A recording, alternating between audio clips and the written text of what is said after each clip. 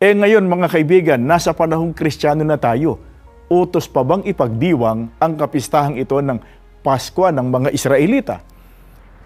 Dito pa rin sa magandang balita, Biblia natin babasahin, mula naman sa pahayag ni Apostol Pablo sa Colosas, dito po sa 2:16.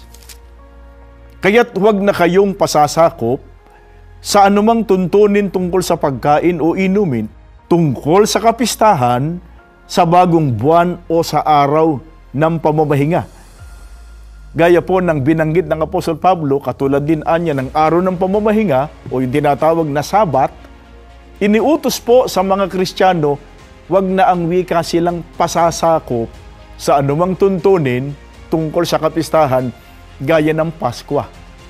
Ngayon, meron ba namang Pasko na sinasabi ang mga apostol na dapat ipagdiwang ng mga Kristiyano? At ito ba'y katulad ng Pasko na ipinagdiriwang ngayon ng sanlibutan? Ang babasahin namin ay nakatala dito po sa unang Korinto 5:7 hanggang 8. Ito ay pagtuturo pa rin ni Apostol Pablo. Unawain po natin. Alisin ninyo ang lumang libadura, ang kasalanan, upang kayo maging malinis. Sa gayon, matutulad kayo sa isang bagong masa na walang libadura. At ganyan nga kayo, sapagkat naihandog na ang ating korderong pampaskwa, si Kristo.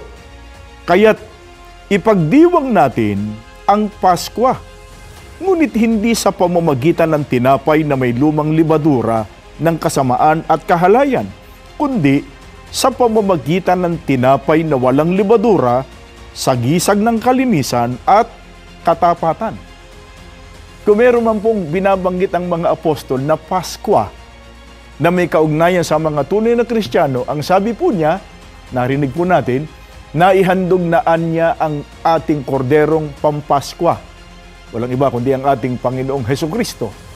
Ano po ang kaibahan nito sa Paskwa na ipinagdiwang noon ng Israel? Ang handog na kordero ay hindi po literal na tupang hayop, kundi ang ating Panginoong Hesukristo. Kung alin paghahandog yun, nung siya ay namatay doon sa krus, nang ihandog niya ang kanyang sarili, ang kanyang buhay, para sa kapakanan ng mga taong kanyang ililigtas. Kaya ang Paskwa na sinabi ni Apostol Pablo na ipinagdiriwang ng mga tunay na Kristiyano, may kinalaman po sa kamatayan.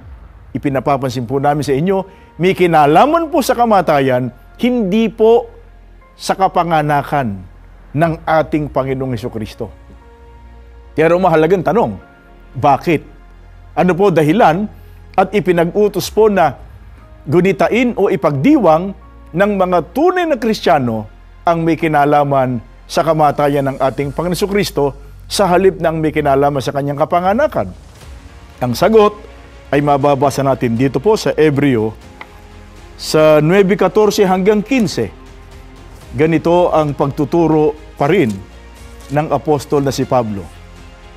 Ngunit higit na di hamak ang magagawa ng dugo ni Kristo. Sa pamamagitan ng walang hanggang espiritu, ay inialay niya sa Diyos ang kanyang sarili na walang kapintasan. Ang kanyang dugo ang lumilinis sa ating puso't isip upang talikdan na natin ang mga gawang walang kabuluhan at paglingkuran ang Diyos na buhay. Si Kristo ang tagapamagitan ng bagong tipan, sapagkat sa pamamagitan ng kanyang kamatayan, ipinatawad ang paglabag ng mga tao noong sila'y nasa ilalim pa ng unang tipan. Dahil dito, kakamtan ng mga tinawag ng Diyos ang walang hanggang pagpapala na kanyang ipinangako. Kung bakit po ipinag-utos na ipagdiwang o alalahanin ang ginawang paghahandog ng ating Panginoon Hesukristo ng kanyang sarili sa krus, sapagkat sa pamamagitan po ng kanyang kamatayan, ipinatawad ang mga kasalanan ng kanyang mga natubos.